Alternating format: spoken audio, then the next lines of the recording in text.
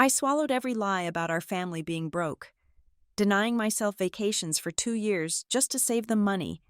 Then I saw them at the gate, breezing into first class while laughing and celebrating without looking back, staring at their luggage tags. The brutal realization hit me.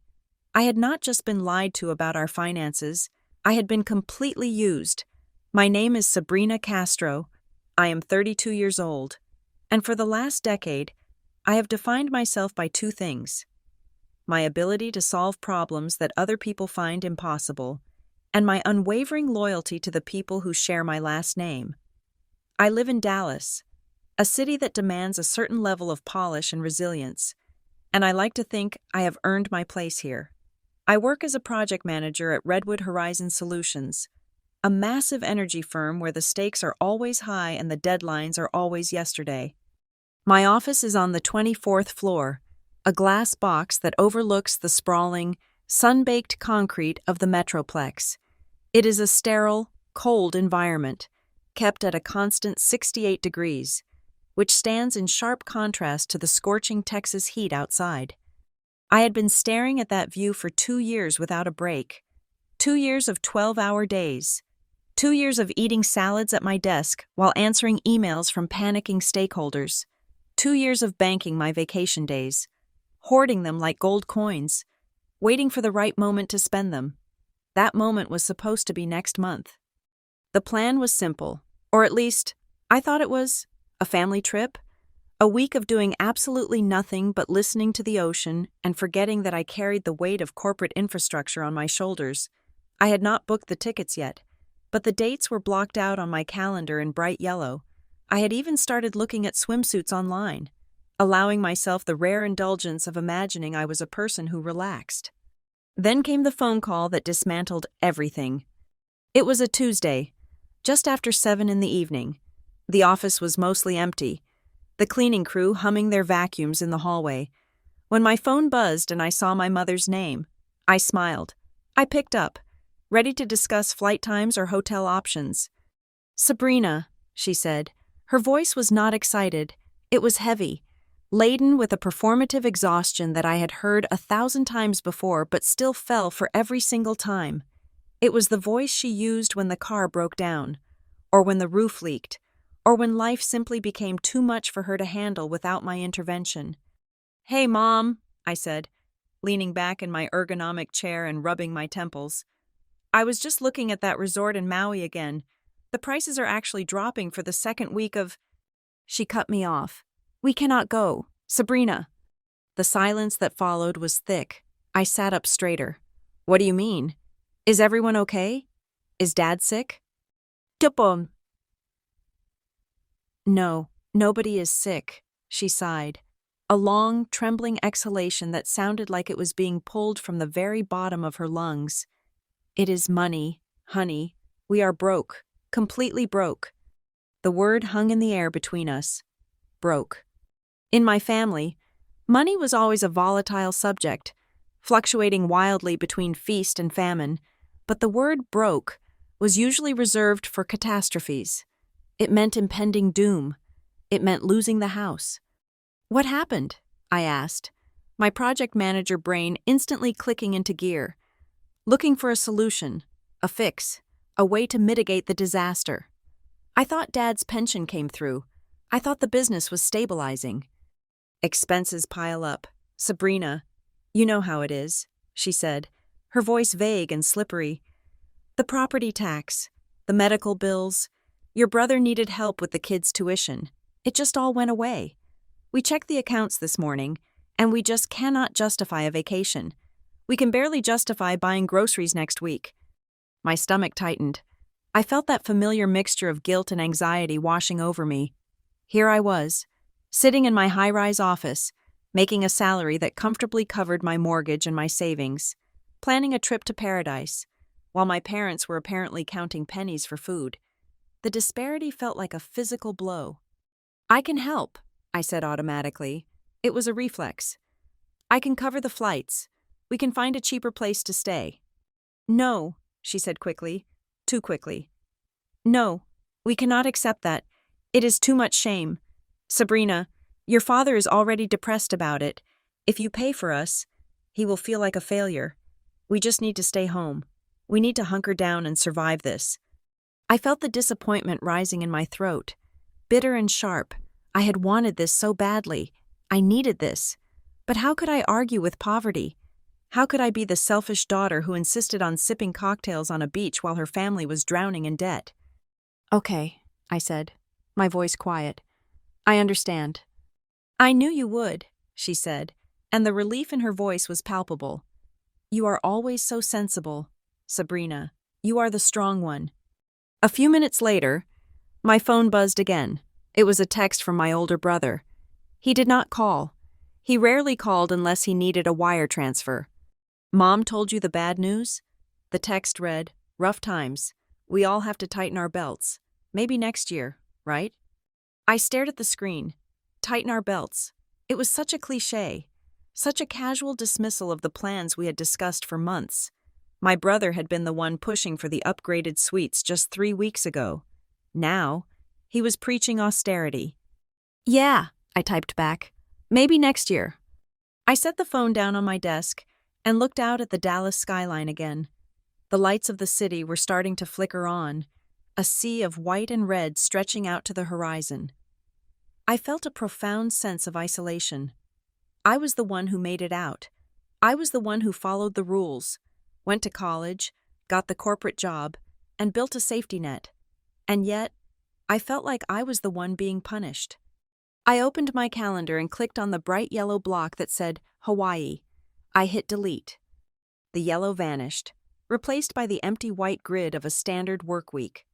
I told myself it was the right thing to do. I told myself that family came first. I told myself that if I went alone, I would be miserable, worrying about them the whole time.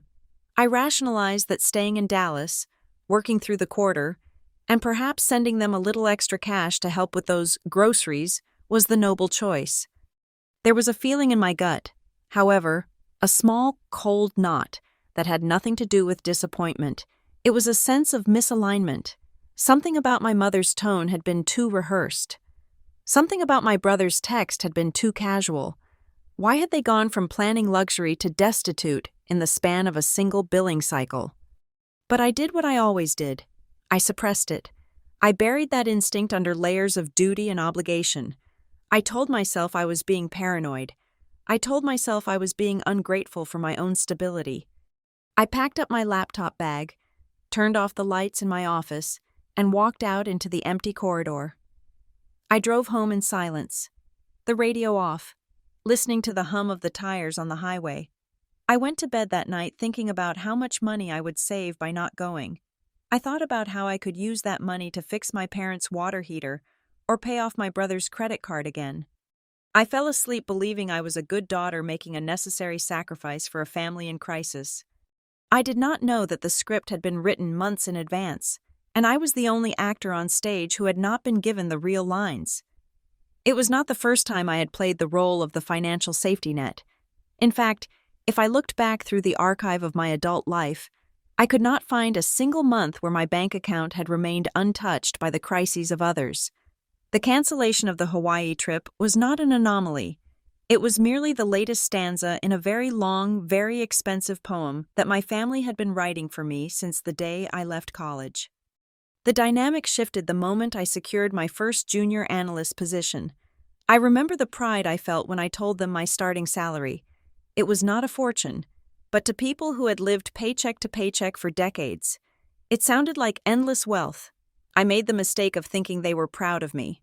In hindsight, they were just relieved. They looked at me and saw a solution to problems I had not even created.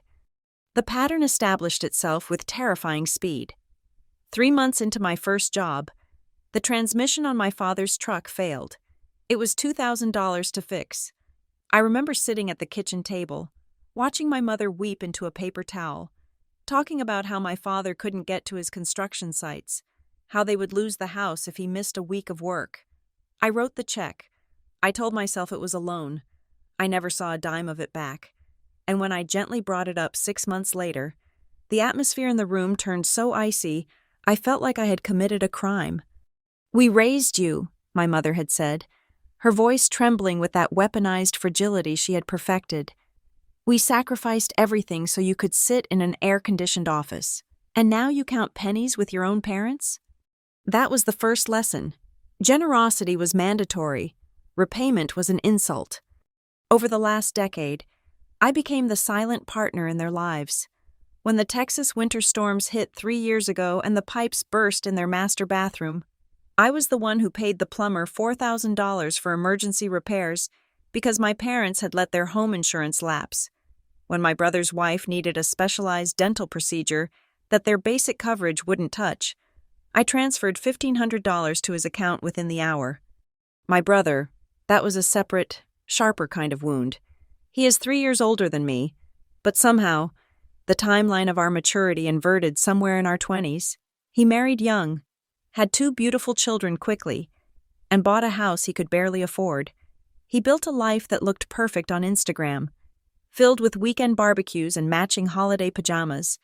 But the foundation of that life was porous, and I was the mortar they used to fill the cracks. He had a masterful way of framing his requests. He never asked directly. He would call me, sounding breathless and panicked, usually around 8 in the evening. "Sabrina, I don't know what to do," he would say. "Little Sophia got into the private magnet school. It is an incredible opportunity, but the deposit is due tomorrow, and my commission check doesn't clear until Friday. If we miss the deadline, she loses her spot." He knew exactly where to press. He knew I adored my niece. He knew I valued education above everything else because it had been my own escape route. So, I would pay the deposit, and when Friday came, the commission check would mysteriously be consumed by car repairs or credit card minimums, and the repayment never happened. "You don't understand the pressure, Sab," he would tell me when I pushed back. "You live alone. You have disposable income. I have mouths to feed. I have little humans depending on me. You have no idea what that weight feels like." He was right. I did not have children, but I had the weight of 3 households on my shoulders. Mine, my parents, and often partially his. Yet, whenever I tried to explain that I was tired, that working 60-hour weeks to fund 3 different lifestyles was breaking me, the narrative was twisted instantly. My mother's favorite phrase was, "You are just stronger, Sabrina." She would say it while stirring soup or while folding laundry, as if stating a biological fact like eye color or height. "Your brother needs help. He is sensitive. He crumbles under stress. But you are made of steel. You can handle it. God gave you broad shoulders for a reason." It was a compliment designed to enslave me. By labeling me the strong one, she stripped me of the right to be weak. I was not allowed to be exhausted. I was not allowed to say no, because if the strong one collapses, the whole structure falls. If the strong one refuses to help, it is not out of necessity, it is out of cruelty. I remember one specific incident 2 years ago. I had been saving for a new car. My old sedan had nearly 200,000 miles on it, and the air conditioning had died. A death sentence in a Dallas summer. I had finally scraped together enough for a down payment on a reliable SUV. 2 days before I was going to the dealership, my mother called. My brother was behind on his mortgage. The bank was threatening foreclosure. "He needs $6,000. Sabrina," she whispered. "He is terrified. He is crying in the living room right now." "Mom, I can't," I had said, my voice cracking. "I need a car. It is 105 degrees outside and my AC is dead. I drive 40 minutes to work." There was a long silence on the other end. Then, she spoke in a voice so quiet, it chilled me. "I did not know I raised a daughter who cares more about air conditioning than her nephew having a roof over his head. That is very cold. Sabrina, very cold." I drained my savings account that afternoon. I drove the old sedan for another 18 months, sweating through my silk blouses every morning on the way to meetings, arriving with my makeup melting and my temper frayed. But my brother kept his house, and at Thanksgiving that year, he gave a toast about how blessed he was to provide for his family, while I sat at the end of the table, sipping iced tea, invisible. That was the unwritten rule. I was the infrastructure of the family, essential, but unnoticed until something went wrong. This trip to Hawaii was supposed to be my declaration of independence. It was the first time in years I had drawn a hard line in the sand. I had told myself that no matter what crisis arose, unless someone was physically dying in a hospital bed, I was getting on that plane. I had fantasized about the silence of the hotel room. I had dreamed of waking up without checking my bank balance to see if a wire transfer had gone through. When I agreed to cancel the trip yesterday, it was not just about the money, it was a reflex. It was the muscle memory of a decade of capitulation. I had been conditioned to believe that my happiness was a currency that could be exchanged to buy their stability. I believed that by sacrificing my vacation, I was purchasing their safety. I sat in my apartment the night after the cancellation, surrounded by the ghosts of my own generosity. The new laptop I bought for my dad because he wanted to learn to trade stocks. He never did. The bail money I put up for a cousin who got a DUI. He never paid me back. The thousands of dollars in groceries, utilities, and short-term loans that evaporated into the ether. I looked at my suitcase, half-packed in the corner of the bedroom. I felt a profound, hollow ache in my chest. It wasn't anger yet. It was just a deep, weary sadness. I thought I was doing the right thing. I thought I was being the good daughter, the reliable sister, the strong woman they all insisted I was. I did not know, as I unpacked my swimsuits and hung them back in the dark closet, that the universe was about to drag me to the airport anyway. I did not know that my compliance had run its course. I was about to walk into a scene that would take every single check I had ever written, every sacrifice I had ever made, and set them on fire right before my eyes. I thought I knew what betrayal felt like, but I was wrong. I had only felt the weight of the burden. I had not yet seen the face of the lie. The universe has a twisted sense of humor, and it usually delivers the punchline when you are least expecting it. 3 days after I had canceled my dream vacation and resigned myself to a week of solitary pity in my apartment, my boss walked into my office. There was an emergency at our substation outside of Denver. A regulatory audit had gone sideways, and they needed a project manager on site immediately to organize the documentation and interface with the inspectors. It was not Hawaii. It was a construction site in the high desert, likely filled with dust and shouting men in hard hats. But it was a distraction, and more importantly, it was a flight, even if it was for work. Getting on a plane felt like reclaiming a tiny fragment of the freedom I had just surrendered. I booked the ticket on the company card. Because of the last-minute nature of the booking and the strict austerity policies at Redwood Horizon, I was relegated to economy class. Saturday morning at Dallas-Fort Worth International Airport was a sensory assault. The air conditioning was struggling to combat the Texas heat radiating through the glass walls, and the terminal was a sea of bodies. I stood in the Serpentine Economy check-in line, clutching the handle of my carry-on bag, checking emails on my phone. The line moved with agonizing slowness.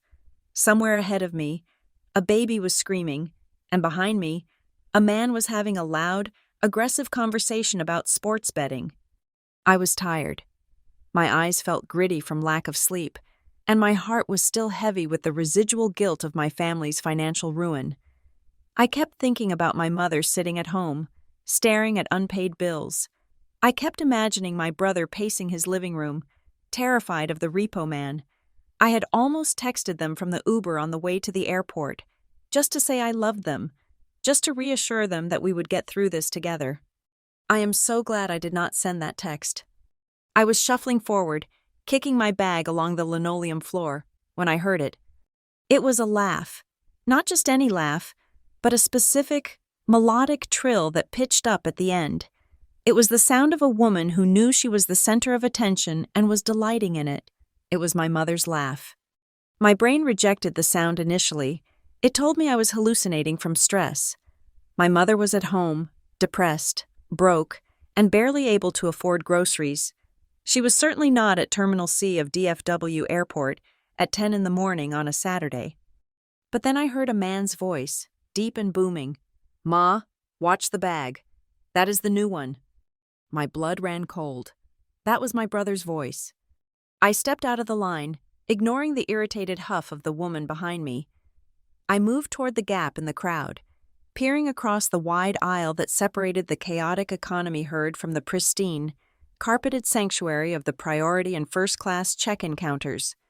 The distance was perhaps 40 feet, but it felt like looking across a canyon. There they were. My mother was standing at the counter, chatting animatedly with the airline agent. She did not look like a woman crushed by the weight of poverty. She looked magnificent. She was wearing a flowing, cream-colored linen suit that I had never seen before, the kind that wrinkles perfectly and screams quiet luxury. On her head was a wide-brimmed sun hat, and on her feet were designer sandals. She looked 10 years younger than she had on the phone with me just 72 hours ago. Her posture was erect, confident, radiant. Next to her stood my brother. The man who had allegedly been crying in his living room about his mortgage was currently leaning against a luggage cart, looking the picture of relaxation. He wore a crisp polo shirt and expensive boat shoes. He was checking his watch, not with anxiety, but with the casual boredom of someone whose time is valuable but currently secured. And his wife was there too, herding their 2 children. My niece and nephew were bouncing on the balls of their feet, holding brand-new tablets in bright protective cases. I stood frozen, gripping the handle of my suitcase so hard my knuckles turned white. The noise of the terminal faded into a dull roar, like I was underwater. All I could focus on was them, the tableau of a happy, wealthy family starting their grand adventure. "Daddy!" my nephew yelled, his voice cutting through the air. "Are the seats going to lie down flat, like beds?" My brother grinned and ruffled the boy's hair. "You bet, buddy. And they bring you warm nuts and ice cream sundaes, just like last time." Just like last time. The words hit me like a physical slap. This was not a miracle one-off gift. This was a habit. My mother turned from the counter, handing over her passport. She threw her head back and laughed again at something the agent said. It was the laugh of a woman without a care in the world. A woman who had successfully offloaded all her burdens onto someone else so she could float through life light as a feather. I felt bile rise in my throat. I wanted to scream. I wanted to march over there and demand to know how they paid for this. I wanted to ask why I was eating frozen dinners to save money for them while they were flying first class.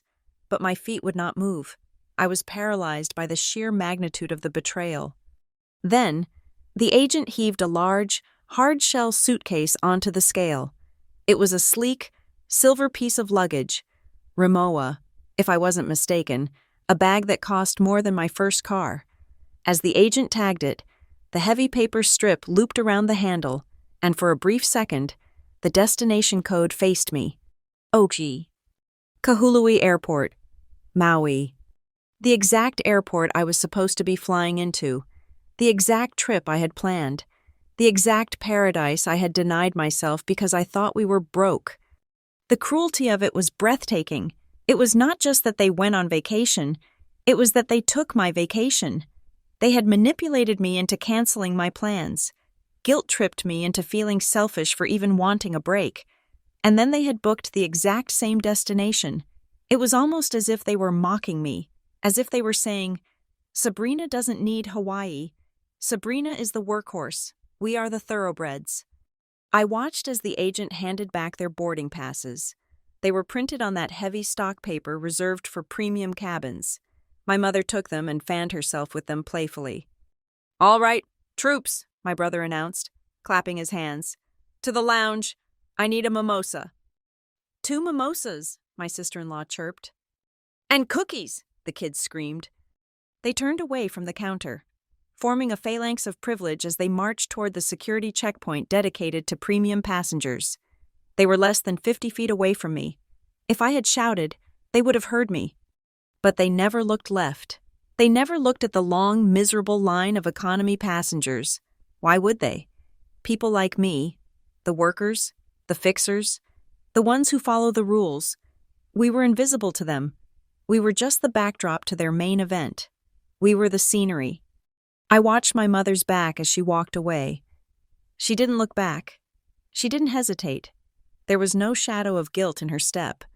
She wasn't thinking about her daughter who was supposedly the strong one. She wasn't thinking about how I was likely sitting in my office on a Saturday, worrying about her. She was thinking about mimosas and lie-flat seats. For the first time in my life, the illusion shattered completely. I had spent 32 years believing that I was part of a team. I believed that when I sacrificed, it was for the greater good of the family unit. I believed that my parents loved me, but were just victims of circumstance. I believed my brother was trying his best but was just unlucky. Standing there in the stale air of Terminal C, I realized that none of that was true. I was not a member of the family. I was the sponsor. I was the investor. I was the resource they mined until I was empty, and then they went on vacation to celebrate the harvest. They walked through the frosted glass doors of the priority security lane and vanished from sight. I remained standing in the economy line, clutching my small, sensible carry-on. The person behind me nudged my arm. "Miss, the line is moving," the stranger said impatiently. I blinked, pulling myself back to reality. My heart was hammering against my ribs, a frantic, irregular rhythm. My hands were shaking. But my mind was suddenly icy calm. The confusion was gone. The guilt was gone. The strong daughter who carried everyone's burdens was dead, killed instantly by the sight of a first-class boarding pass. I stepped forward, moving with the line. I did not run after them. I did not make a scene. I did not call my mother's phone to scream at her. I had something much more effective in mind. I pulled out my phone. I didn't open my texting app. I didn't open Instagram. I opened my banking app. Then I opened my airline loyalty app. Then I opened my email. It was time to stop being the daughter and start being the project manager. If they wanted to play a game with finances, they had severely underestimated their opponent. I wasn't just going to audit their lies. I was going to foreclose on them. "Next!" the agent at the economy counter shouted. I walked forward, a cold smile touching my lips. "Checking in," I said. "One passenger, no baggage." I had no baggage anymore. They had taken it all with them to Hawaii. And when they came back, they were going to find that the locks on the doors had been changed. I settled into seat 34B. It was a middle seat, wedged between a teenager wearing oversized headphones and a man who smelled faintly of stale coffee and damp wool. The tray table was flimsy, rattling every time the aircraft shuddered against the turbulence. But I did not care. I needed a workspace. I paid the $19 for the in-flight Wi-Fi before the plane had even leveled off at cruising altitude. I did not cry. I did not text my friends to vent. I did not stare out the window and contemplate the cruelty of blood relations. I am a project manager. When a project fails, we do not weep. We conduct a root cause analysis. We audit the failure points. We gather data. And right now, the project was my life, and the failure point was my bank account. I opened my laptop, the screen glowing bright in the dim cabin. My first stop was not my bank, but the airline's loyalty portal.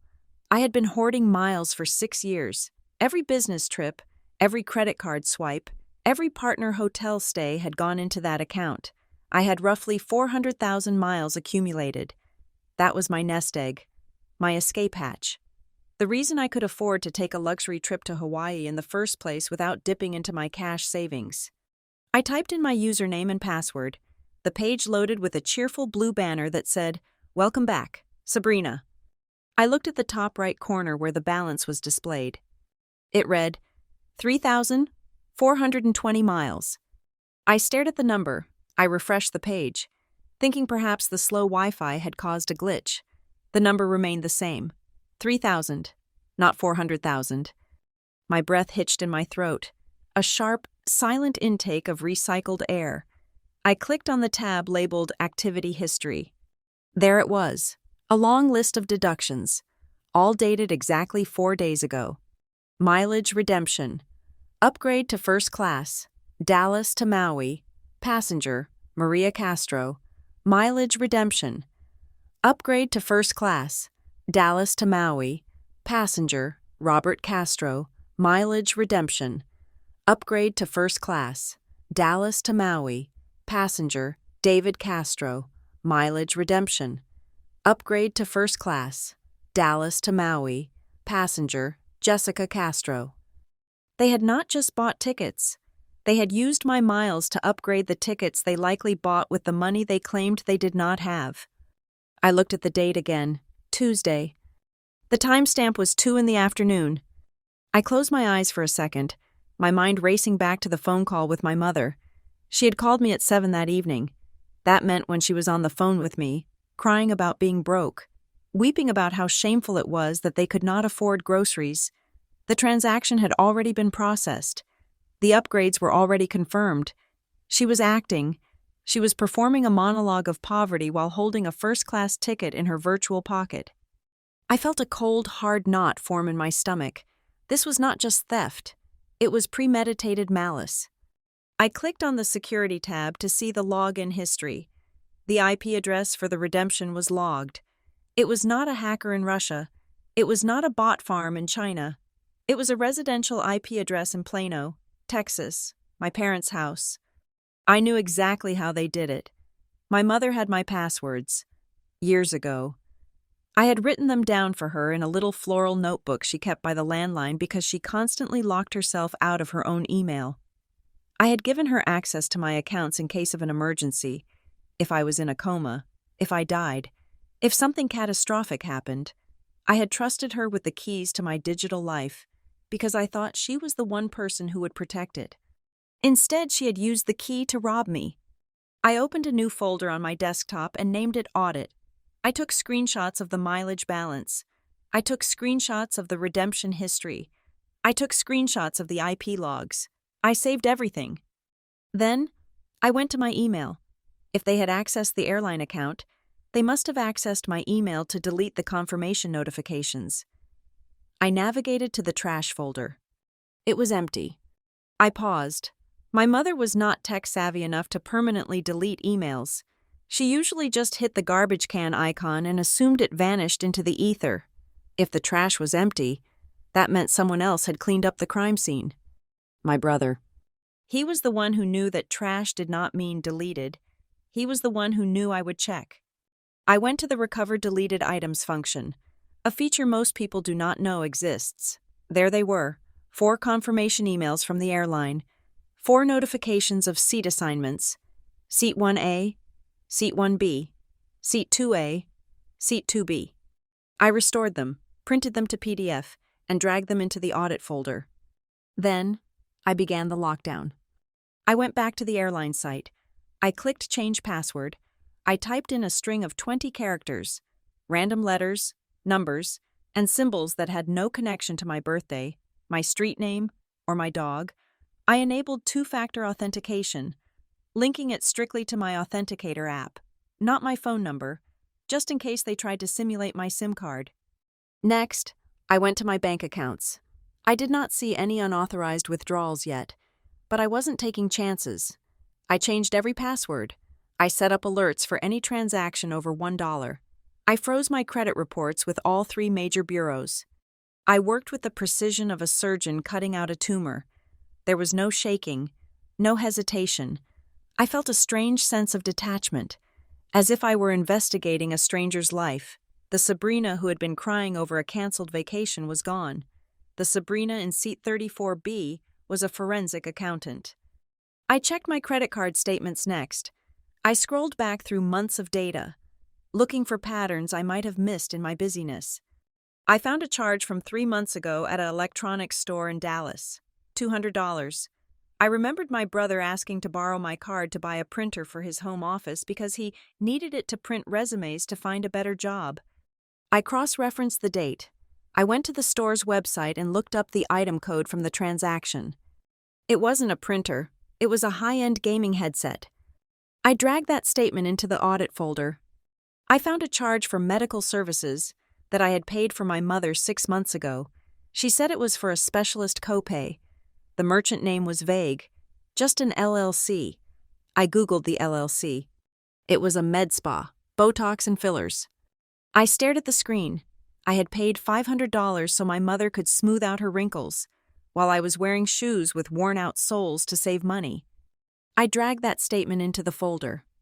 By the time the pilot announced our descent into Denver, I had a folder containing 12 files, 12 concrete pieces of evidence proving that my family viewed me not as a daughter or a sister, but as a host organism. The plane touched down with a jolt.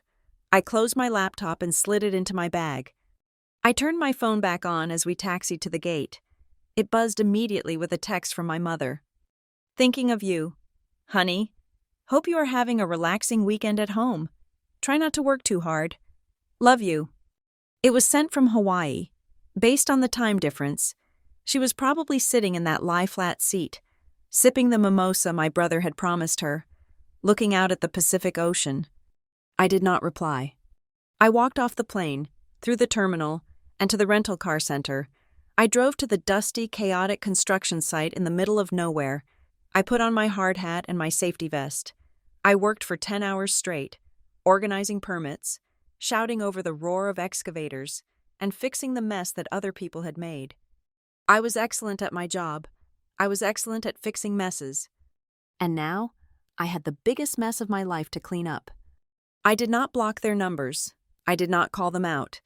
I stayed completely silent. Silence is a vacuum, and narcissists hate vacuums. They need attention.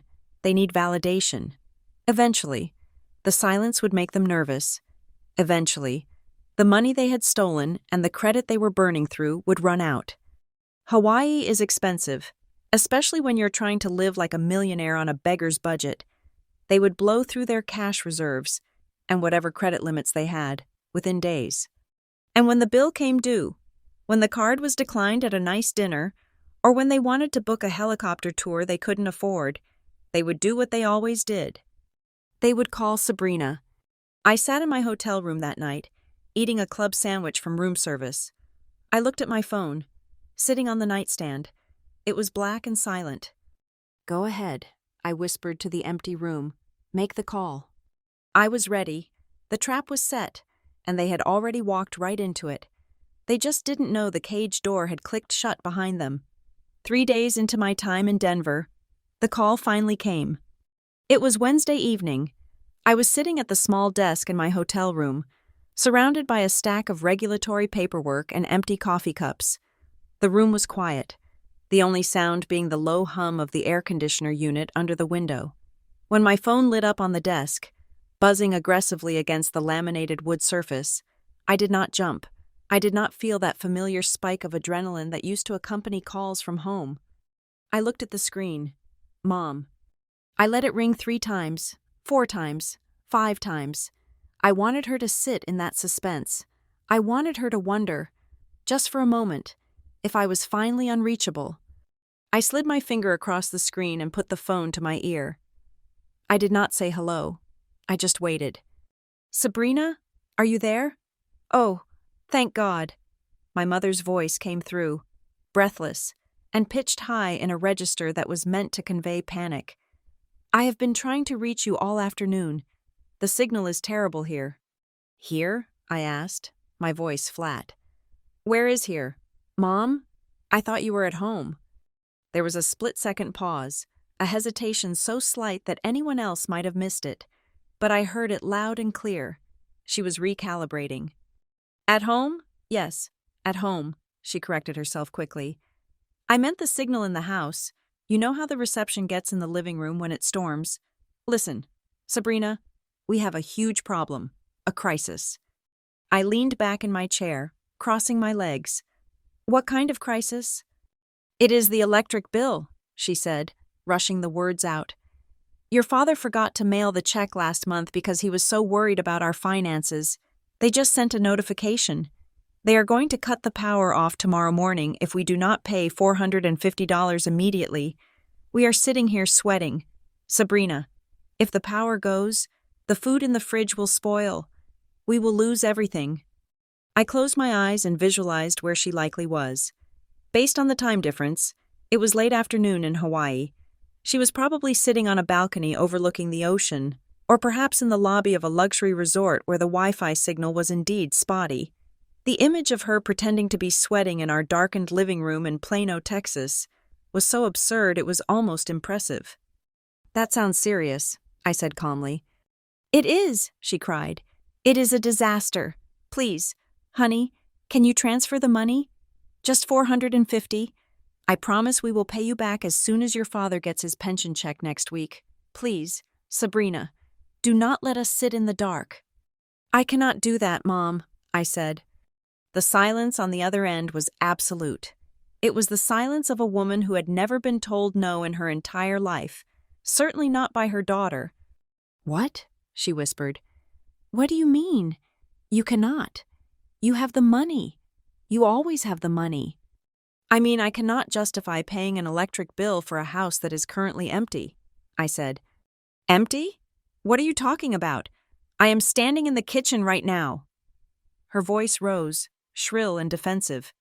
Stop it, I said. I did not shout. I did not raise my voice. I spoke with the cold, hard precision of a project manager delivering a failing grade on an audit. Stop lying to me. I know you are not in Texas.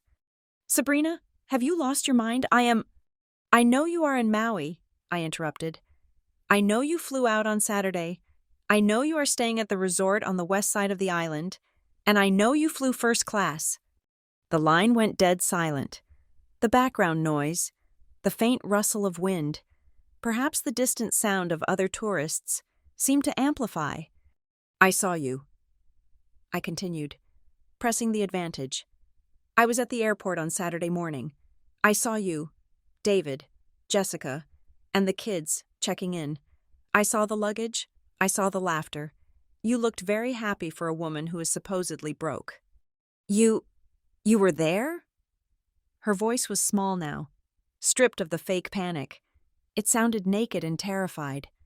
I was in the economy line, I said. Right behind you. I watched you board. I watched you celebrate. She took a ragged breath. I could practically hear the gears turning in her head, spinning wildly to find a new angle, a new manipulation. Sabrina, honey, listen, she started, her tone shifting instantly from panic to a cloying, desperate sweetness. It was a surprise. Your brother, David, planned it all. He wanted to cheer us up. He knew how depressed we were about the money. He found a deal, a once-in-a-lifetime deal.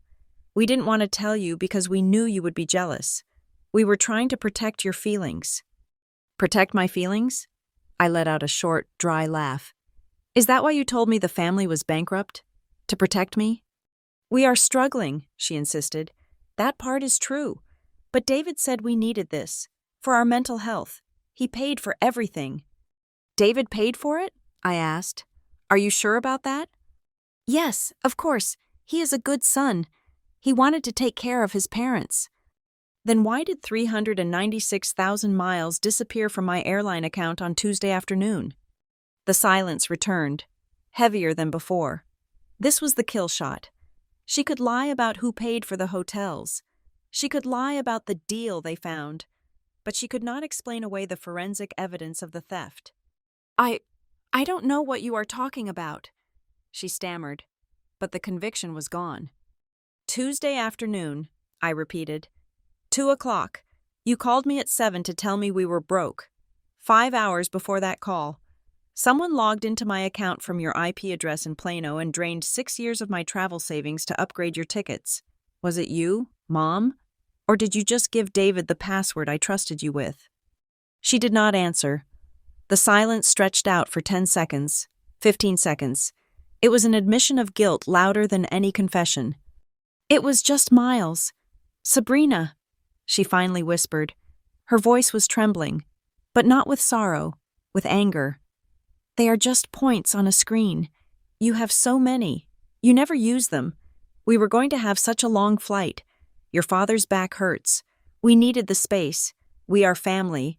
What is mine is yours. Isn't that how it works? No, I said. That is not how it works. Not anymore. You are making a big deal out of nothing, she snapped, her defensive walls slamming back into place. So we use some miles. So what? You earn them back every time you fly for that fancy job of yours. You can earn them back in a few months. But now? Now you are going to let our electricity get cut off over this? You are going to punish us because we wanted a little comfort? I am not punishing you, I said. I am resigning. Resigning? I am resigning from the position of family bank, I said. I am resigning from being the person you call when you want something. I changed my passwords. Mom, all of them. The airline account, the bank accounts, the email. You cannot access them anymore. And I am not transferring $450. I am not transferring 450 cents. If you have enough money to vacation in Maui, you have enough money to pay your own electric bill. You cannot do this, she hissed. The sweetness was entirely gone now, replaced by a venomous tone I had only ever heard her use on customer service representatives she was trying to bully. We are your parents. We raised you. We put food in your mouth. You owe us. You are being a selfish, ungrateful little brat. I am 32 years old, I said, and I have paid you back for my childhood 10 times over. I checked the numbers. Mom, I have the receipts. I know about the Botox. I know about David's gaming headset. I know about the fake emergencies. You checked? She sounded horrified, as if I had violated her privacy by looking at my own bank statements. I checked everything, I said, and I am done. If you hang up this phone, she screamed, her voice cracking. Do not bother coming to Christmas. Do not bother coming to Thanksgiving. You are dead to us. Sabrina, do you hear me? If you choose your money over your family, you will end up alone. You will be a lonely, bitter old woman with nothing but your miles to keep you warm. I would rather be alone than be used, I said. David will never forgive you, she yelled. Your father is crying right now. He is listening to this and he is heartbroken. How can you be so cruel? How can you be so cold? I listened to her screaming. I listened to the accusations that used to make me crumble, the guilt trips that used to make me open my wallet instantly. I waited for the pain to hit me. I waited to feel the urge to apologize, to fix it, to beg for her forgiveness. But it didn't come. All I felt was a strange, vibrating clarity. Enjoy the rest of your trip, Mom, I said. I hope the first-class seats were worth it. Sabrina, do not you dare! I pulled the phone away from my ear and pressed the red button. The line went dead. The screaming stopped. I sat there in the silence of my hotel room. My hand was shaking slightly as I set the phone down on the desk, but my breathing was steady. I looked at the blank screen. I knew this was not the end. I knew my brother would be the next wave of the assault. I knew they would try to shame me publicly. I knew they would try to twist the narrative until I was the villain and they were the victims. But for the first time in my life, I had drawn a boundary that I actually intended to keep. I picked up my pen and turned back to the stack of regulatory paperwork. I had a job to do, and unlike my role in the family, this one actually appreciated my competence. I went back to work, but I kept one eye on the phone, waiting for the inevitable backlash. It did not take long. The silence in my hotel room lasted exactly 45 seconds after I disconnected the call with my mother. Then, the phone began to seize on the desk again. It was David. The screen lit up with his name, flashed for 30 seconds, went dark, and then lit up again immediately. He called 4 times in a row. I watched the device vibrate against the hard laminate of the hotel desk, creating a buzzing sound that drilled into my temples. I knew this tactic. It was the frantic, aggressive pursuit of a man who was used to bulldozing his way through every conflict. David did not negotiate. He besieged. On the 5th attempt, I picked up. I needed to hear it. I needed to confirm that the brother I had defended for a lifetime was truly gone, replaced by this stranger who felt entitled to the fruits of my labor. What is wrong with you? He did not say hello. He did not ask if I was okay. His voice was a wall of sound, distorted by the poor connection and his own rage. Mom is hyperventilating. Sabrina, she can barely breathe. We had to get the hotel staff to bring her water. Are you happy? Is this what you wanted? To send your own mother into cardiac arrest while she is trying to enjoy a once-in-a-lifetime vacation? I leaned back in my chair, pressing the phone to my ear. If she is hyperventilating, David, perhaps you should call a doctor instead of screaming at me, or maybe she's just realizing that the free ride has finally come to a complete stop. Do not you dare speak about her like that, he snarled. You have no idea the stress she has been under. You have no idea what this family has been going through while you have been sitting in your ivory tower playing corporate executive. We are drowning. Sabrina, drowning. And instead of throwing us a rope, you are trying to push our heads under the water. I am not the one who booked a 5-star resort in Maui while claiming to be bankrupt, I said, my voice steady. I am not the one who stole nearly 400,000 airline miles from my sister to fly first class. Stole? He laughed, a harsh barking sound. Nobody stole anything. You dramatic psycho. We used resources that were sitting there doing nothing. You have been hoarding those miles for years like a dragon sitting on gold. Mom said you wouldn't mind. She said you would want us to be comfortable. Mom said I wouldn't mind? I asked. Is that why you logged in from her house? Is that why you deleted the confirmation emails from my trash folder? Because you thought I wouldn't mind? Honest people do not cover their tracks. David, thieves do. We were protecting you, he yelled. We knew you would get weird and possessive about it. You always do. You count every penny. You track every favor. It is exhausting being related to someone so transactional. We are family. Sabrina, family shares. But you? You act like a bank auditor. I have to act like an auditor because you act like an embezzler, I shot back. Watch your mouth, he hissed. You are talking to your older brother. I am talking to a man who bought a $200 gaming headset with my credit card and told me it was a printer for job applications. I said, I saw the statement. David, I know about the electronics store. I know about the lies. There was a pause on the line. I could hear the wind buffeting the microphone on his end, the distant sound of the ocean that I was supposed to be seeing. For a second, I thought the shame might actually hit him. Then he played his ace. You know what? Fine, be selfish. Keep your money, keep your miles. But do not think for a second that this doesn't affect the kids. My grip on the phone tightened. Leave the kids out of this. I can't leave them out, he shouted. Because of you. We are going to go home to a dark house. The power company is going to cut the line tomorrow. Sophia is afraid of the dark. Sabrina, you know that. She is going to be crying in a pitch-black house because her Auntie Sabrina wanted to prove a point. Is that what you want? Do you want your niece and nephew to suffer because you are on a power trip?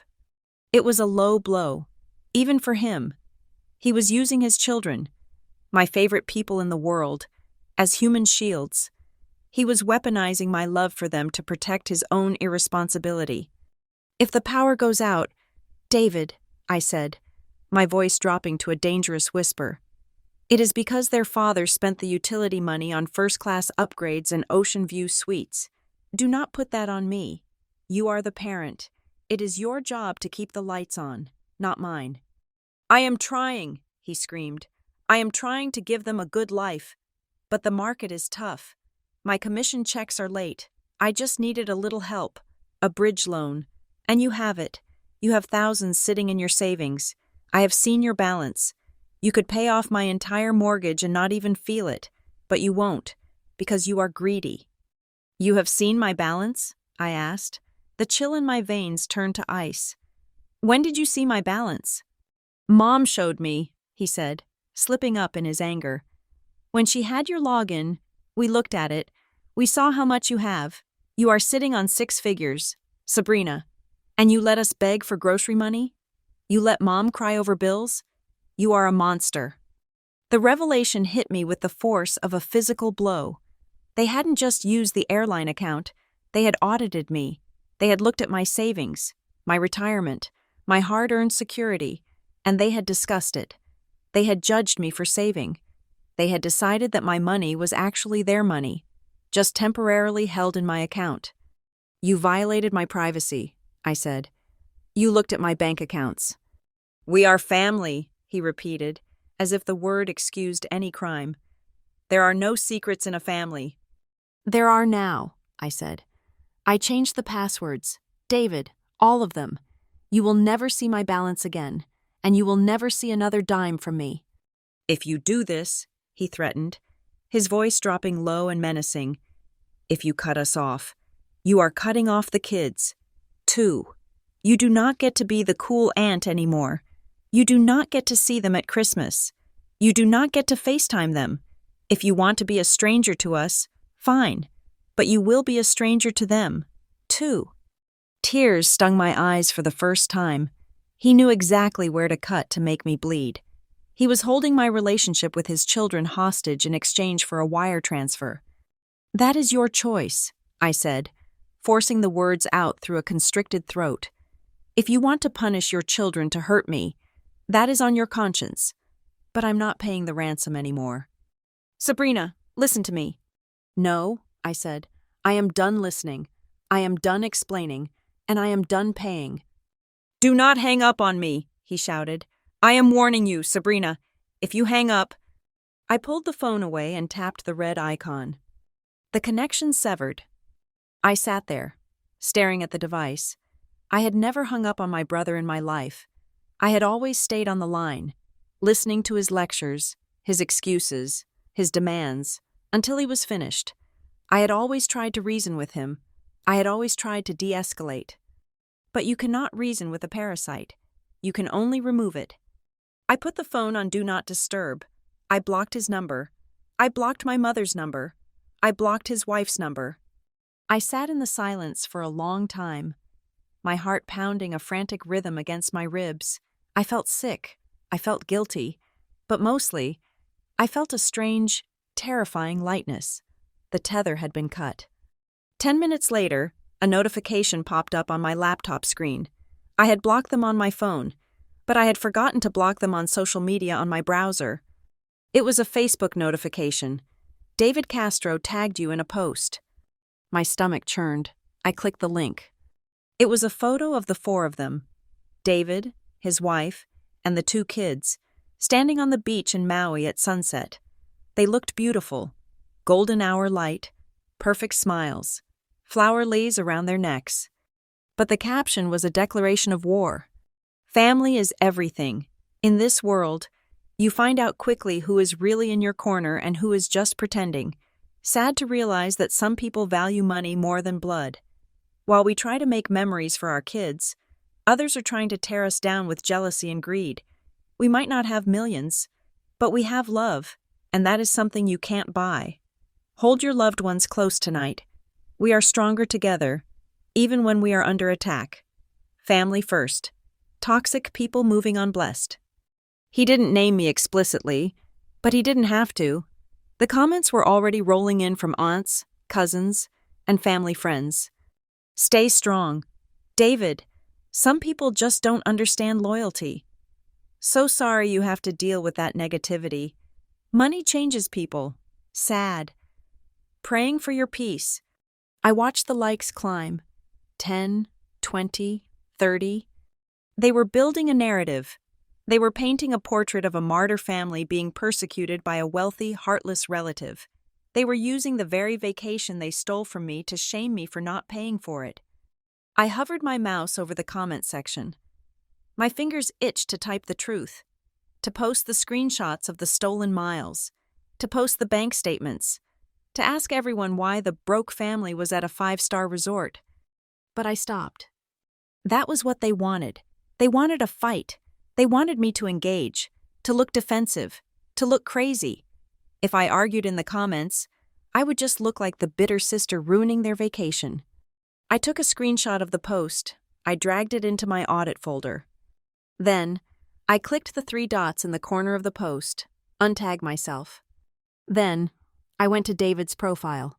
Block. I went to my mother's profile. Block. I was not going to fight them in the court of public opinion. I did not care what Aunt Linda or Cousin Mike thought about me. I had the truth in a folder on my desktop, and soon, I would have something much more powerful than a Facebook post. I turned back to my work, the glow of the screen illuminating the dark hotel room. Let them have their likes. Let them have their sympathy comments. The electric bill was still due in the morning, and Facebook likes do not keep the lights on. The fallout from David's Facebook post was immediate and coordinated, like a marketing campaign launched by a team of PR crisis experts. My phone, still set to Do Not Disturb, became a graveyard of notifications. When I finally checked it during a lunch break at the substation, I had 17 unread messages from relatives I had not spoken to in years. Aunt Linda, a woman who had not sent me a birthday card since I was 12, sent a paragraph-long text accusing me of elder abuse for stressing my mother out. My cousin Mike, who still owed me $300 from a Super Bowl bet 4 years ago, messaged to say that family sticks together and that I should be ashamed of my corporate greed. They were all reading from the same script, a narrative carefully crafted by my brother to turn me into the villain of their tropical fairy tale. I did not reply to a single one of them. I did not defend myself. I did not explain that the abuse was simply me refusing to pay a bill for a house I did not live in. In the world of project management, we call this noise, and you do not argue with noise. You filter it out so you can focus on the signal. That night, back in the silence of my hotel room, I went hunting for the signal. I had already secured my current accounts, but David's slip-up about knowing my balance haunted me. If they had access to my savings, what else did they have access to? I paid $40 to pull my full, comprehensive credit reports from all 3 major bureaus, not the free summary versions, but the detailed forensic breakdowns of every debt associated with my Social Security number. I sat there with a highlighter in my hand, scrolling through the PDF on my screen. The first few pages were standard. My student loans, paid off, my car lease, my primary credit card, my mortgage. Then, on page 9, I stopped. There was a credit card listed under revolving accounts, a Platinum Rewards Visa issued by a bank I did not bank with. The account was 4 years old. I stared at the screen. 4 years. I looked at the credit limit, $25,000. I looked at the current balance, $24,890. My heart began to hammer against my ribs, not out of sadness this time, but out of pure, adrenaline-fueled shock. I had never opened this card. I had never signed for it. I clicked on the details to see the registered billing address. It was not my apartment in Dallas. It was not my old address from college. It was 422 Maple Drive, Plano, Texas, my parents' house. I felt a wave of nausea roll over me. This was not borrowing. This was not asking for help. This was identity theft. For 4 years, someone in that house had been carrying a piece of plastic with my name on it, racking up debt, making the minimum payments just to keep the account active and undetected, and hiding the statements in their own mailbox. I picked up the phone and dialed the number on the back of my own debit card to get through to the fraud department, but then I stopped. If I reported this as fraud right now, the police would be involved. It would be a felony. My mother or my brother would go to jail. I sat there, the phone hovering in my hand. The strong daughter in me flared up one last time, whispering that I could not send my family to prison. But then I looked at the balance again. $25,000. That was a car. That was a down payment on a house. That was a year of freedom. I did not call the police. I called a lawyer. I found a civil litigation attorney in Dallas who specialized in financial fraud and family law. I paid for an emergency video consultation. At 8 in the evening, I was face to face with a woman named Elena on my laptop screen. She looked tired but sharp. "Here is the situation," I said, my voice clinical. "I have found a credit card in my name that I did not open. The billing address is my parents' home. The balance is maxed out. I want to close it, and I want to ensure they cannot open anything else, but I do not want to file criminal charges today." Elena adjusted her glasses. "Sabrina, if you acknowledge the debt, it becomes yours. If you pay a cent on it, you are validating it. If you want this removed from your record without paying it, you have to file a police report for identity theft. There is no middle ground where you are nice to them and also get your credit score back." "I know," I said. "I am not asking to wipe the debt yet. I can afford to pay it off if I absolutely have to, though it will hurt. What I want right now is a fortress. I want to make sure they cannot touch me again." "Okay," she said. "Then we go on the defensive. We freeze everything. We put a fraud alert on your file, and I send a cease and desist letter to your parents and your brother formally notifying them that any further use of your identity will result in immediate criminal prosecution. We put it on paper. We make it real. Do it, I said. And Sabrina? Elena looked at me sympathetically. You need to understand that this card wasn't used for groceries. You don't max out a $25,000 limit on milk and eggs. Do you want me to pull the transaction history? Yes, I said. She did, and 5 minutes later, the file landed in my inbox. I scrolled through 4 years of lies. I saw charges for a cruise to the Caribbean 2 years ago. I remembered that trip. My mother had told me she won it in a church raffle. I saw charges for high-end golf clubs. David, I saw charges for jewelry stores. I saw charges for cash advances at casinos in Oklahoma. They had been living a second life on my credit score. Every time I ate a salad at my desk to save money, they were swiping my name to buy luxury. Send the letter, I told Elena. Send it via courier so they have to sign for it when they get back from Hawaii. Consider it done, she said. I spent the rest of the night locking down my digital life. I signed up for a credit monitoring service that alerted me if anyone even sneezed in the direction of my social security number. I called the bank that issued the fraudulent card and reported it as lost to freeze it immediately, buying me time before I had to make the decision about the police report. I was exhausted. My eyes burned. I felt hollowed out, as if someone had scooped out all my organs and replaced them with cold, hard stones. I was about to shut my laptop when one last email pinged into my inbox. It was not from the lawyer. It was not from the bank.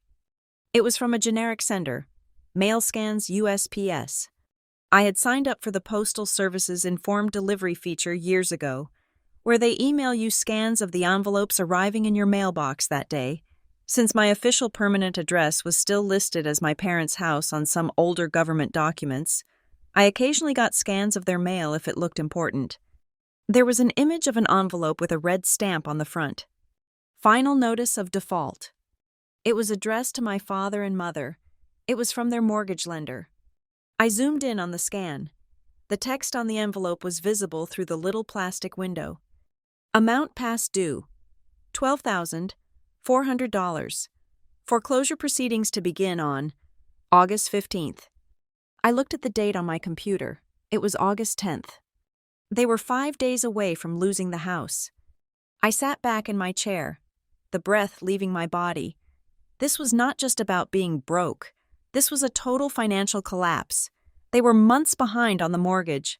They were maxed out on a fraudulent credit card. They had no cash for the electric bill. And yet, they were in Hawaii. They were in Hawaii because they knew the ship was sinking. They weren't there to celebrate. They were there to ignore reality. They were blowing the last of their credit, and my stolen miles, on one final party before the lights went out for good. And the terrifying part was, I knew exactly what their plan was. They weren't planning to come back and face the foreclosure. They were planning to come back, tell me about the sudden tragedy of the house, and move in with me. That was the end game. They were going to lose the house, play the victim, and force me to take them in. I looked at the cease and desist letter on my screen. It wasn't enough. I needed more than a legal threat. I needed to ensure that when they fell, they did not land on me. I closed the laptop. I did not sleep that night. I lay in the dark, listening to the hum of the hotel room, realizing that the family I was grieving had never really existed. I had been living with vampires, and the sun was finally coming up. The vacation ended, as all fantasies do, with a brutal return to gravity.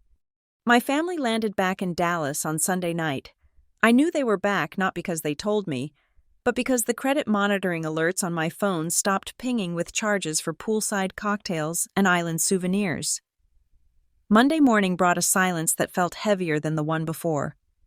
It was the silence of a hangover. It was the silence of people standing in their living room, staring at a pile of mail that contained their execution warrant. I waited. I knew the foreclosure notice I had seen in the email scan was sitting on their kitchen counter. The deadline was August 15th. That was 4 days away.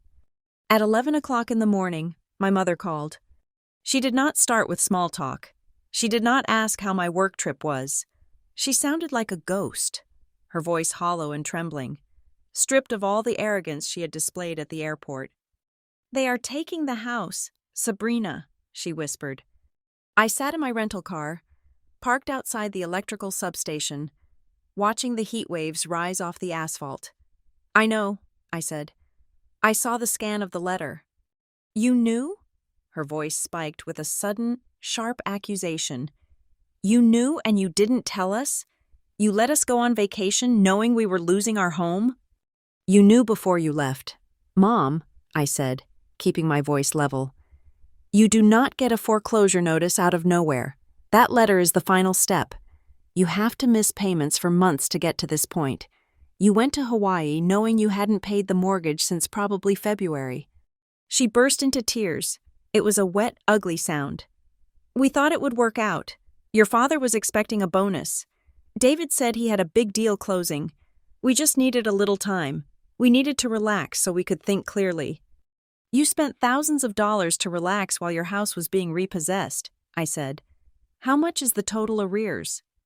$12,400, she sobbed.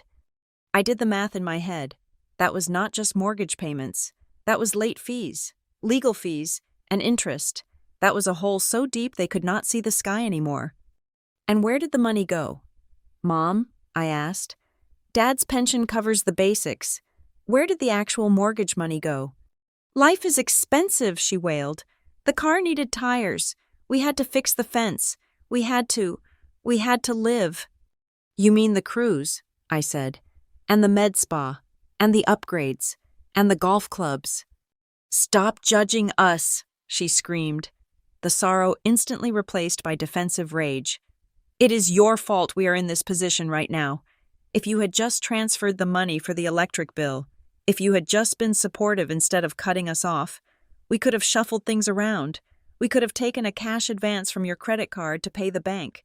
You blocked us. Sabrina, you tied our hands." I felt a coldness spread through my chest that had nothing to do with the air conditioning. "Let me get this straight. You are blaming me for the foreclosure because I stopped you from committing further credit card fraud in my name to pay a debt you hid from me." "It is not fraud if you are family," she insisted. "We were going to pay it back. We always pay it back." "No, you don't," I said. "You never pay it back, and now the music has stopped. Listen to me carefully. Mom, you have 4 days. You cannot raise $12,000 in 4 days. You have no credit left. I checked." "So what do we do?" she asked, her voice small again. "Help us. Sabrina, please. We will lose the house. Where will we go?" "Sell it," I said. "What?" "Sell the house," I repeated. "The market in Plano is hot. You have equity. Put it on the market today as an emergency listing. You can pay off the bank, take the remaining cash, and buy a small 2-bedroom condo. Something affordable. Something you can actually manage on Dad's pension." The silence on the other end was stunned. "Sell the house?" she whispered, as if I had suggested she sell a kidney. "But this is our home. This is the family estate. Where will we host Christmas? What will the neighbors think?" "The neighbors will think you moved," I said. "Which is better than them watching the sheriff put your furniture on the lawn next week." "No," she snapped. "Absolutely not. I am not living in a condo. I am not downsizing. I am not letting you humiliate us like that. You just want us to fail. You want to see us suffer." "I am giving you the only logical solution," I said. "There is another way," she said, her voice turning steel hard. "David has a plan. He is going to email it to you. If you actually care about us, if you are not completely heartless, you will sign it." She hung up. I stared at the phone. David has a plan. Those 4 words were usually the prelude to a disaster. 10 minutes later, my email pinged. It was from my brother. The subject line was simply, "The solution." I opened it. It was a document from a hard money lender. The kind of predatory institution that lends cash at 25% interest to desperate people who cannot get a bank loan. It was a loan application for $15,000, enough to cover the mortgage arrears and leave a little cash in their pockets. I scrolled down to the signature page. There were 3 lines. Borrower, Robert Castro. Co-borrower, Maria Castro. And then, the 3rd line, guarantor. Sabrina Castro. My name was already typed in. My social security number, my real one, was already entered in the field. My home address was filled out. But that wasn't the worst part. I looked closer at the PDF. It was a DocuSign envelope, but there was an attachment, a separate image file titled Reference SIG JPG. I opened it. It was a high-resolution scan of my signature. It looked like it had been lifted from an old birthday card, or perhaps a check I had written years ago. I went back to the email body. David had written a short message. Sabrina, I know you are mad, but this is the only way to save the house. Mom and Dad cannot qualify because of their credit score. I cannot qualify because of my debt-to-income ratio. We just need you to guarantee the loan. You do not have to pay anything. You just have to back it. I will make the monthly payments. I promise. I found a way to apply your signature digitally, so you do not even have to print it. Just reply approved to this email, and I will handle the upload. We have until 5 o'clock today to wire the funds to the mortgage company. Don't let Mom down. My hand shook as I held the mouse. He wasn't just asking me to co-sign. He was telling me that he had already prepared the forgery. He had scanned my signature. He had set up the document. He was asking for my permission to commit a felony, framed as a favor. And the lie? I will make the monthly payments. He couldn't even pay his own electric bill. He couldn't pay for his own vacation. He was going to take out a high-interest loan in my name, default on it within 2 months, and leave me on the hook for $15,000 plus interest. They didn't just want my money, they wanted my creditworthiness. They wanted to harvest the one thing I had protected, my financial reputation, and burn it to keep their warm illusions alive for another 6 months. I looked at the cursor blinking on the screen. If I replied approved, I would be saving the house for now. I would be the hero. My mother would stop crying. My brother would stop attacking me. But in 3 months, when the repo man came for me, they would say, Sabrina, you are strong. You can handle it. If I did not reply, or if I said no, they would likely try to use the signature anyway. He had it ready. He had the file. He just needed to click upload. The realization hit me with the force of a physical blow. My family was dangerous, not annoying, not toxic, not irresponsible, dangerous. They were desperate people backed into a corner, and they were holding a knife made of my own personal data. I did not reply to the email. I picked up my phone and called Elena, the lawyer. Sabrina? She answered on the first ring. They just sent me a loan document, I said, my voice eerily calm. They have my social security number on it, and they have a scan of my signature that they are preparing to use. My brother asked me to give him the go-ahead to forge my name on a $15,000 hard money loan. Do not reply to that email, Elena said, her tone instantly sharp. Forward it to me, right now. I am doing it, I said. Sabrina, she said, her voice softening slightly. This changes things. This is intent to commit wire fraud. If we send the cease and desist now, and include this email as an exhibit, we are essentially building a criminal case against your brother. If he tries to submit that document, he goes to prison. Are you ready for that? I looked at the email again. Just reply approved, and I will handle the upload.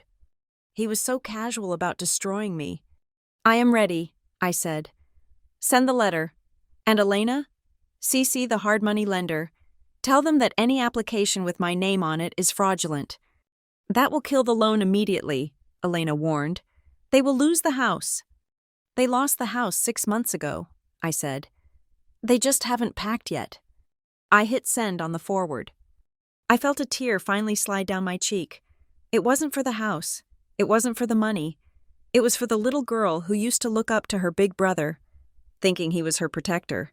That girl was gone now, and the woman who replaced her had work to do.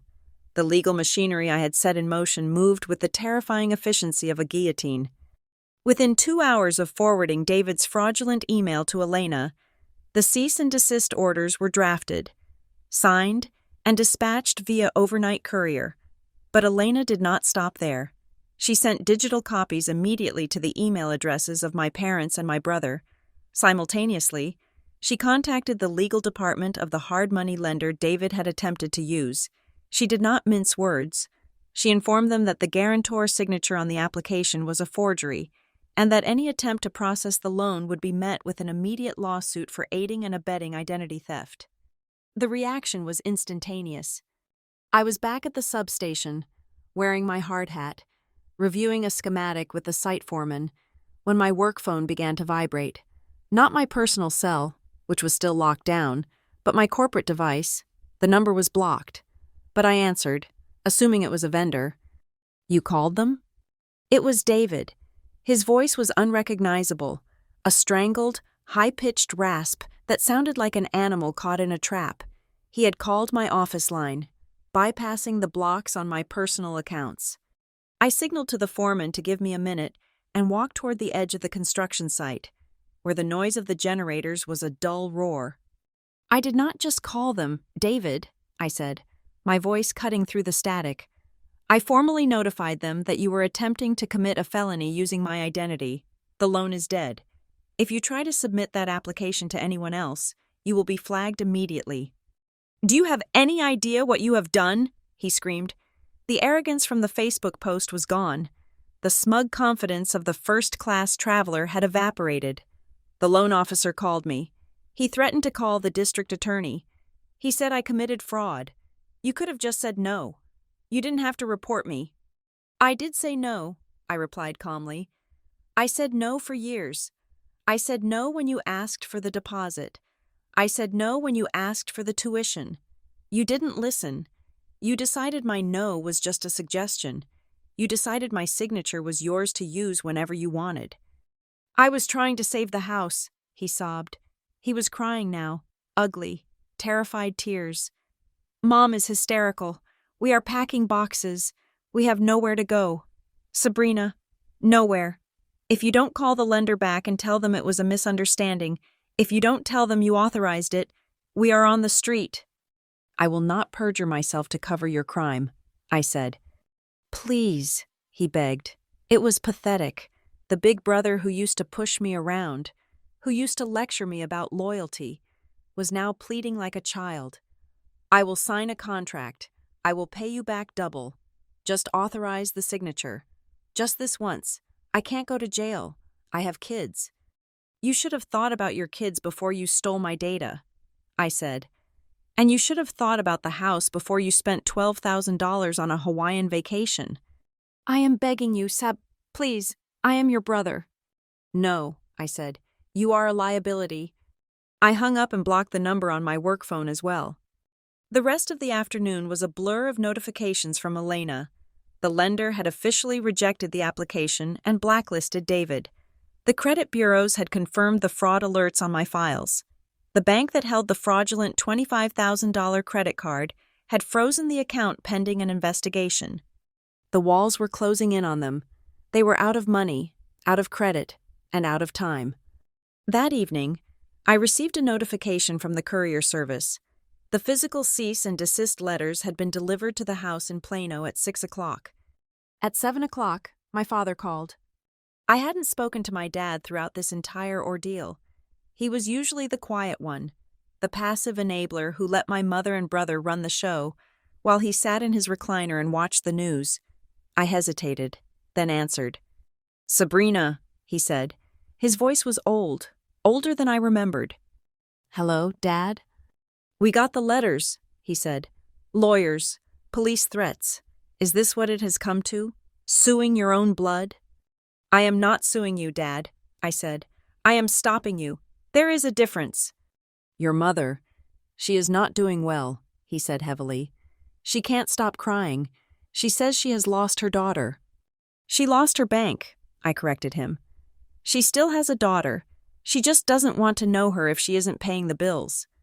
"We are leaving the house," he said. "We have to be out by Monday. The bank is taking possession." I felt a pang of sadness, sharp and deep. That house was where I grew up. It was where I learned to ride a bike, but I pushed the feeling down. That house was also the scene of the crime. "I know," I said. "We need to see you," my father said. "One last time, before we go. We are having a family meeting on Sunday. At the house. David will be there. We need to clear the air. We need to say goodbye properly. My instincts screamed at me to refuse. It was a trap. It was another guilt trip waiting to happen. But as I sat there in my hotel room, looking at the folder of evidence on my laptop, the airline logs, the credit card statements, the forged loan application, I realized I needed this too. I didn't need their apology. I knew I wouldn't get one. I needed closure. I needed to look them in the eye and deliver the final verdict. I needed to hand them the evidence of their betrayal, so they could never, ever rewrite history and claim I was the one who abandoned them. Sunday, I said. 10 o'clock in the morning. I will be there. Okay, he said softly. We will see you then. I spent Saturday preparing. I went to a business center and printed everything. I organized the documents into 3 separate binders. One for my mother, one for my father, one for David. I labeled them the audit. I printed the screenshots of the first-class tickets. I printed the photos from Facebook. I printed the time-stamped logs of the stolen miles. I printed the fraudulent credit card statements with the charges for golf clubs and Botox highlighted in yellow. I printed the forged loan application. I punched holes in the pages. I snapped the binder rings shut. The sound was satisfying, like the cocking of a gun. I was not going to that house to argue. I was not going to scream. I was going to present the findings of my investigation, and then I was going to walk away forever. Sunday morning broke with a gray, oppressive heat. I checked out of my hotel, put my suitcase in the trunk of my rental car, and placed the 3 binders on the passenger seat. I drove to Plano. The streets were familiar, yet they felt alien, like a neighborhood from a dream I had woken up from. I pulled into the driveway of 422 Maple Drive. There was a moving truck in the driveway. It was half full. Boxes were stacked on the lawn. The grass was overgrown. The house looked tired, defeated. My brother's car was parked on the street. I took a deep breath, grabbed the binders, and stepped out of the car. The air was thick and humid. I walked up the driveway, past the discarded remnants of their lives, an old bicycle, a broken lamp, a stack of magazines. The front door was open. I walked in. They were all in the living room. My mother was sitting on the sofa, clutching a tissue. My father was standing by the window, looking out. David was pacing near the fireplace. When I entered, the room went silent. David stopped pacing. He looked at me, his eyes red-rimmed and full of venom. My mother looked up, her face a mask of tragic suffering. You came, my mother whispered. I came, I said. I did not sit down. I stood in the center of the room, holding the binders against my chest. Are you happy now? David spat out. Look around. Sabrina, look at this. This is your doing. You destroyed this family. No, I said calmly. I just turned on the lights. I walked over to the coffee table, the same table where I had once done my homework, the same table where I had written check after check to save them. I set the 3 binders down with a heavy thud. What is this? My father asked, looking at the black covers. This is why I am leaving, I said, and this is why I am never coming back. I opened the first binder. Let's review the numbers, I said. Shall we? Page 1, I said, my voice cutting through the humid air of the living room like a scalpel. I pointed to the first document in the binder. August 3rd. This is the day you told me we were financially ruined. You said we could not afford groceries. That same afternoon, 396,000 miles were drained from my account to upgrade 4 tickets to Maui. Here is the IP address. Here is the confirmation code. My mother looked at the paper, her face crumpling. She reached out a trembling hand as if to touch it, but I flipped the page before she could. Page 2, I continued, relentless. The credit card statements, $25,000 of debt in my name. The billing address is this house. The charges include a Caribbean cruise, golf clubs, and designer handbags. This is not survival money. Mom, this is theft. We were going to pay it back, David shouted, stepping toward me. His face was flushed, veins bulging in his neck.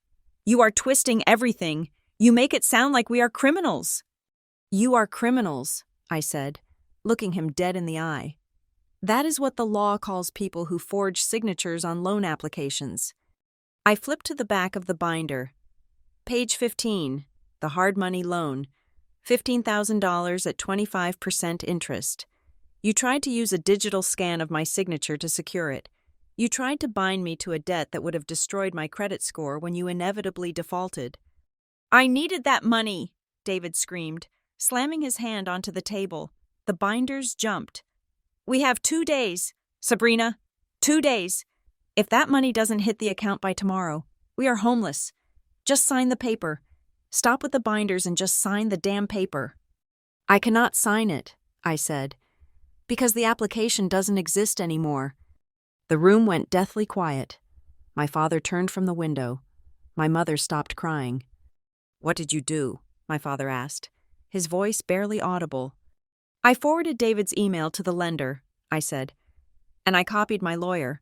I informed them that the application was fraudulent and that I did not consent to be a guarantor. They have red-flagged your file. You cannot borrow money from them. You cannot borrow money from anyone. The well is dry." My mother let out a sound that was half gasp, half shriek. She slumped back into the sofa, burying her face in her hands. "You killed us," she wailed. "You killed your own family." "I saved myself," I said. "There is a difference." David looked at me with pure hatred. "Get out," he hissed. "Get out of this house. You are not my sister. You are nothing to me." "I am fine with that," I said. I closed the binder. "I am leaving these with you. You might want to read them. It will help you explain to your wife why you are moving into a rental apartment instead of a new house. The evidence is all there." I turned to leave. My mother looked up, her makeup smeared, her eyes wide with desperation. "Sabrina, wait," she begged. "Where are we supposed to go? We have no cash. We have no credit. What are we going to do?" I paused at the door. I looked back at the people who had raised me, the people I had spent my entire adult life trying to please. I saw them for what they finally were, not victims, not unfortunates, but emotional vampires who would have drained me until I was a husk, and then blamed me for not having more blood to give. "You are going to sell the house," I said. "You are going to pay off the bank, and then you are going to learn how to live within your means. It is a hard lesson. I suggest you start today." "I hate you," David screamed at my back. "I hope you rot with your money." I walked out the front door and down the driveway. I passed the moving truck. I passed the overgrown lawn. I got into my rental car and started the engine. As I backed out of the driveway, I did not look in the rearview mirror. I did not need to see them one last time. I had seen enough. The drive back to Dallas felt like floating. The heavy weight that had sat on my chest for 10 years was gone. 6 months later, I sat in the executive lounge of Dallas-Fort Worth International Airport. My phone buzzed on the table. It was an email from the CEO of Redwood Horizon Solutions. The subject line read, "Promotion confirmed. Director of Operations." I smiled and took a sip of my sparkling water. The raise was significant. The new responsibilities were massive. But for the first time, the money I earned was mine. It wasn't earmarked for a bailout. It wasn't waiting to be transferred to cover a crisis. It was just mine. I looked up at the departure board. My flight was boarding in 20 minutes. I was not going to Hawaii. Hawaii felt tainted now. Instead, I was going to the Amalfi Coast.